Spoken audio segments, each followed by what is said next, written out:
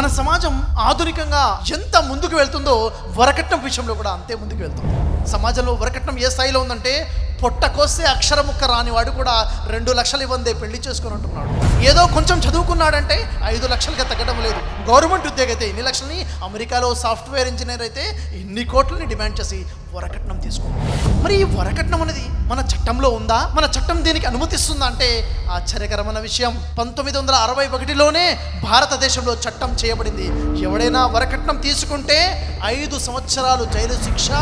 ఈ శిక్షే కనుక అమలు వస్తే మన భారతదేశంలో నుండి పురుషుల్లో దాదాపుగా 90% మంది కటకరాల వరకు అవుతారు. 20 సంవత్సరాలు ఎవరితో అయితే కలిసి జీవితం గడిపిందో తన తల్లిదండ్రులని, తన ఇంటిని, తన వంశాన్ని, తన స్నేహితులందరినీ వదిలేసి నీ ఇంటికి వస్తుంటే నీకు భార్యగా, నీ పిల్లలకి తల్లిగా, నీ ఇంటికి ఇల్లాలిగా జీవితాంతం సేవ చేయడం కోసం వస్తుంటే ఆడకూతురికి మెహర్ స్త్రీ ధనాన్ని చెల్లించి గౌరవంగా ఆహ్వానించి గౌరవంగా నీ వివాహ బంధంలోకి తీసుకొని ఇస్లాం సందేశం ఇస్తుంది. ఏదైనా ఒక దురాచారాన్ని తీసివేయాలంటే ఆ ప్రజల్లో నైతిక పరివర్తన రావాలి. మహాప్రవక్త ముహమ్మద్ సల్లల్లాహు అలైహి వసల్లం ప్రతి దురాచారాన్ని కూడా నైతిక పరివర్తన ద్వారా, ప్రజల యొక్క మానసిక ఆలోచనలో మార్పు తీసుకురావడం ద్వారానే దూరం చేశారు.